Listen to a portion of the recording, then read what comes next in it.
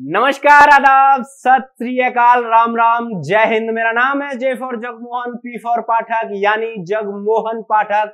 आप सभी लोगों का यूनिमॉन्क्स पर हार्दिक स्वागत, अभिनंदन एवं वेलकम है।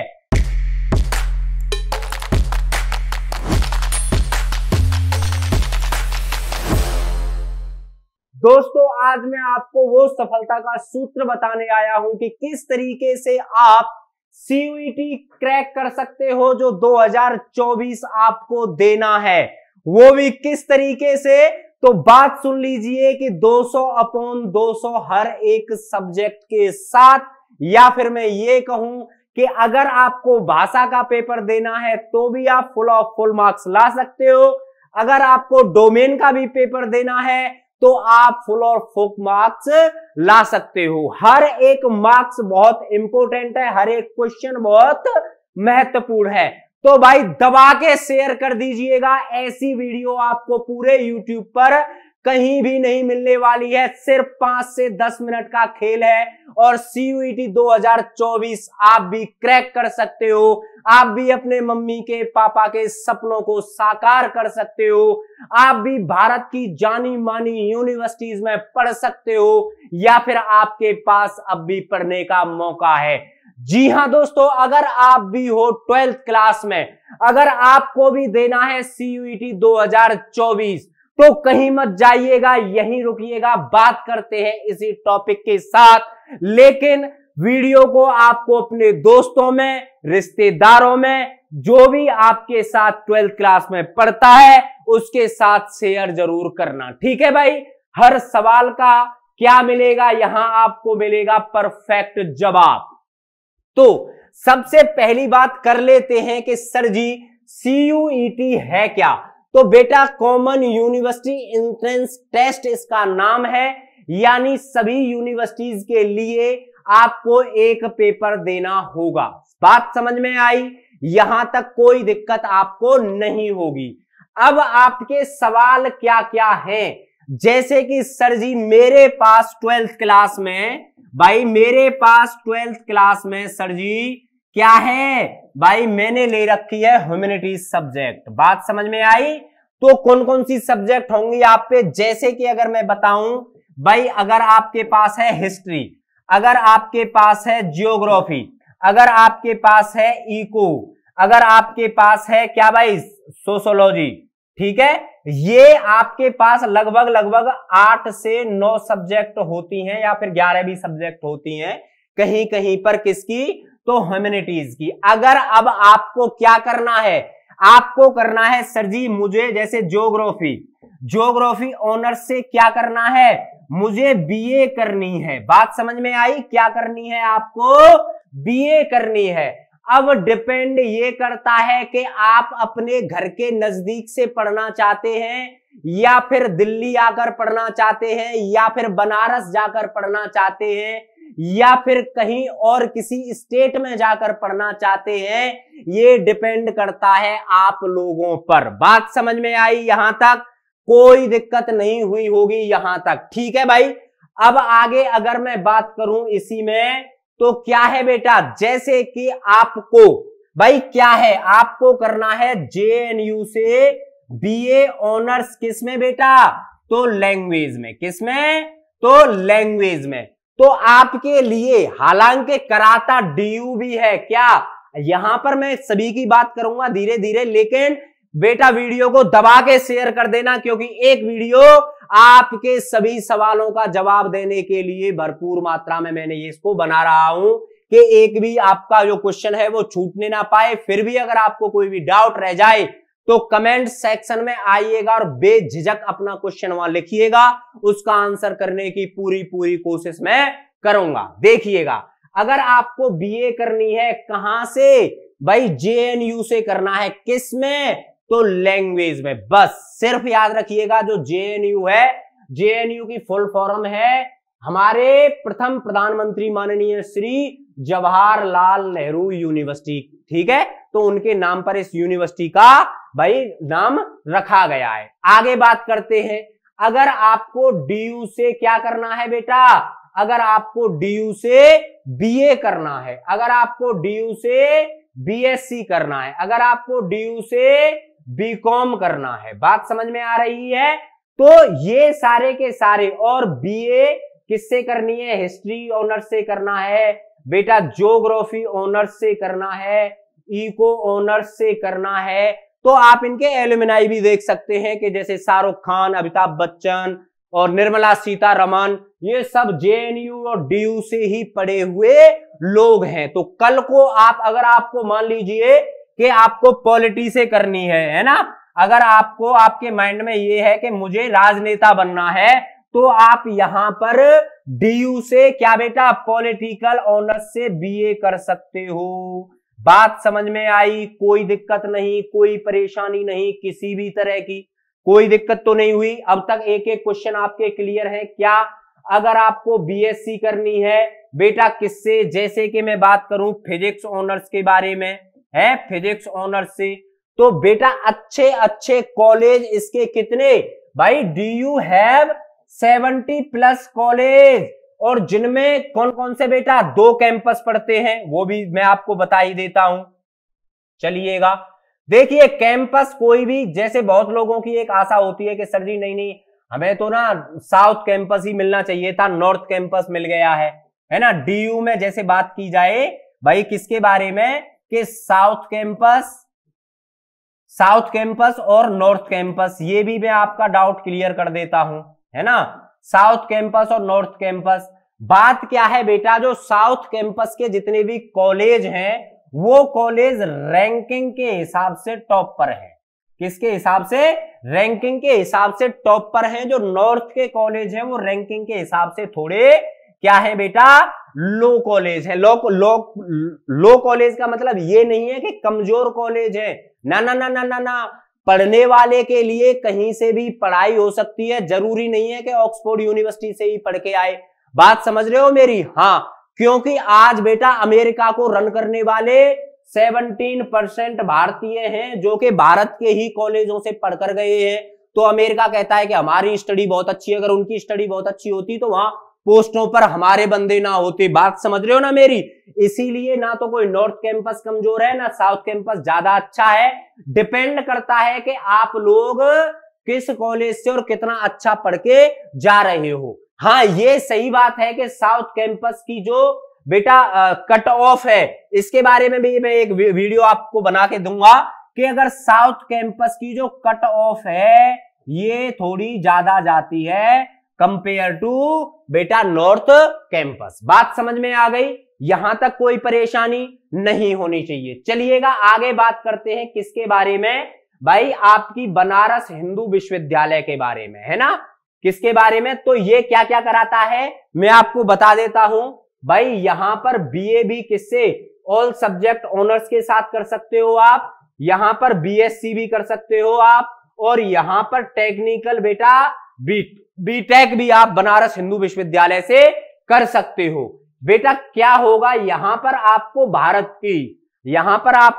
की पुरानी परंपरा से आपको अवगत कराया जाएगा। पुरानी परंपरा से आपको अवगत कराया जाएगा और आपको वहां पे ये सारी चीजें देखने के दर्शन होंगे। ठीक है भाई। अगली यूनिवर्सिटी के अगर बारे में बात की जाए तो ये है इलाहाबाद यूनिवर्सिटी, है ना, इलाहाबाद यूनिवर्सिटी। ठीक है, इलाहाबाद यूनिवर्सिटी। ध्यान रखिएगा, जो भी बच्चा लखनऊ के आसपास का बच्चा है वो विशेष तौर से ध्यान दे कि अगर उसको कौन कौन से, या तो बनारस हिंदू विश्वविद्यालय में पढ़े वो, या फिर इलाहाबाद यूनिवर्सिटी उसके लिए बहुत ही अच्छा भाई क्या होगा, सोर्स होगा पढ़ने का। ठीक है, यहां से आप BA BSc और शायद मेरे हिसाब से ये भी BCom कराता है। हाँ, ये भी BCom कराता है अगर आप इसके हो। अगर बात की जाए अलीगढ़ मुस्लिम यूनिवर्सिटी की, है ना, अगर आपको यहां से बेटा क्या करना है, अगर आपको यहां से अरेबिक में आपको पढ़ाई करनी है, that is the most important centre for Arabic study, है ना।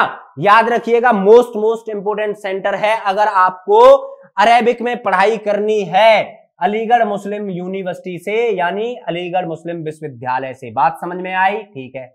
यहां से बेटा अगर आपको यहां से भी बीए, अगर आप बिलोंग करते हो मथुरा, है ना, मथुरा, अलीगढ़, आगरा, JNK यानी जम्मू एंड कश्मीर, यहां से अगर आप इन जगहों से अगर आप बिलोंग करते हो तो बेझिझक आप फिल कीजिएगा अलीगढ़ मुस्लिम यूनिवर्सिटी। यहां पर आपको BA, BSc और याद रखिएगा यहां पर इनका एक और खुद का, भाई जिस तरीके से एम्स लेता है ना, जिस तरीके से एम्स अपना टेस्ट लेता है यानी नीट वाला, उसी तरीके से AMU भी अपना टेस्ट लेता है। याद रखिएगा इस चीज को। अगर आप चाहें तो मैं अलग से भी इस पर वीडियो बना सकता हूं। ठीक है भाई, बात समझ में आ गई। अगर JNU से करना है आपको BA, कौन से ऑनर्स में? लैंग्वेज ऑनर्स में, तो आपके लिए परफेक्ट यूनिवर्सिटी है भाई। कौन सी?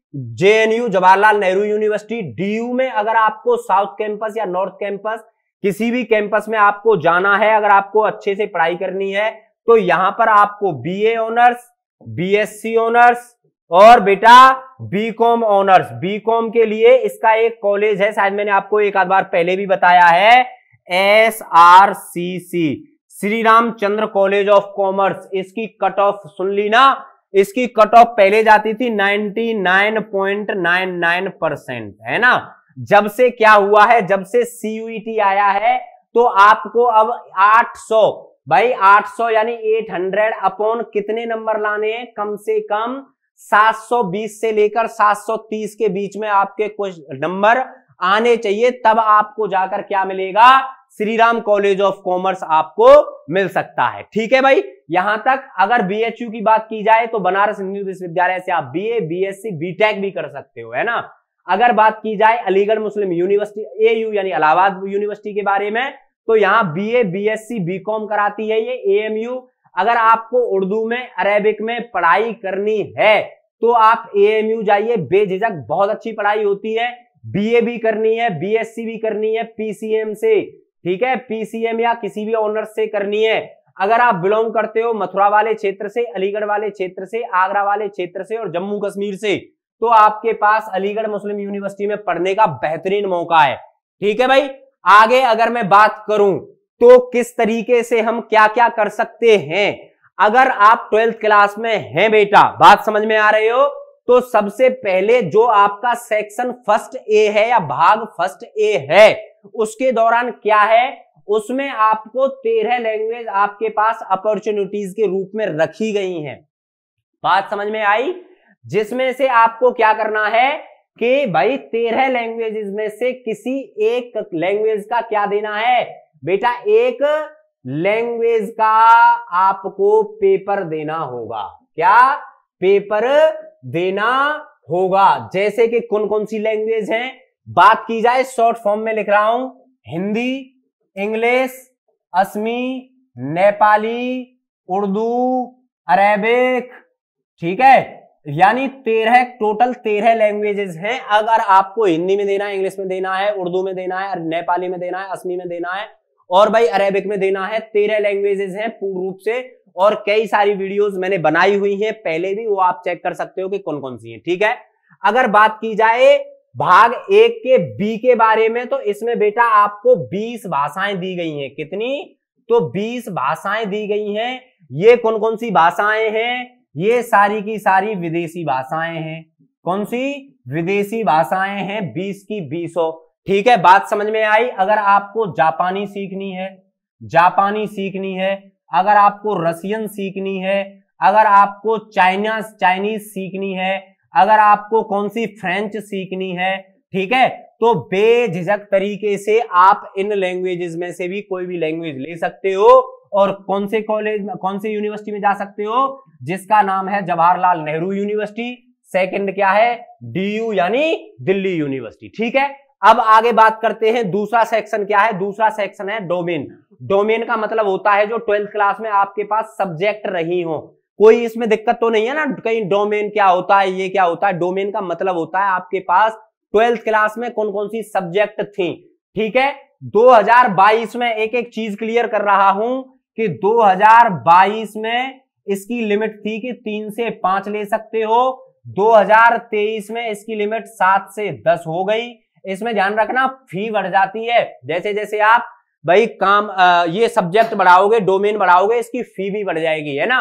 अगर अब की बात की जाए 2024 के बारे में, कंफर्म तो नहीं है, लेकिन एन जगदीश कुमार का एक इंटरव्यू मैंने सुना था, वो फिर कह रहे हैं कि जो डोमेन सब्जेक्ट हैं वो 3 से 5 ही रखने वाले हैं, यानी मैक्सिमम आप 3 से 5 डोमेन ले सकते हो। भैया जी बात करें जीटी के बारे में, है ना, ये भी 200, ईच डोमेन 200 याद रखिएगा, और ये 250 या 260 है शायद, ठीक है, जीटी का।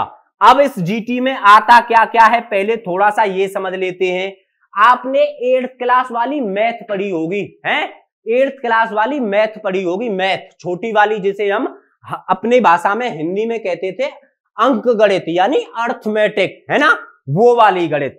अच्छा बात करें बेटा थोड़ी सी इसमें रीजनिंग भी आएगी, तर्क शक्ति, हिंदी में बोलते हैं रीजनिंग को तर्क शक्ति, यानी जैसे 4, 6, 8 डॉट डॉट डॉट सामने क्या है, तो आपको पता है कि कैसे कैसे पेयर बन रहे हैं, वो वाली रीजनिंग।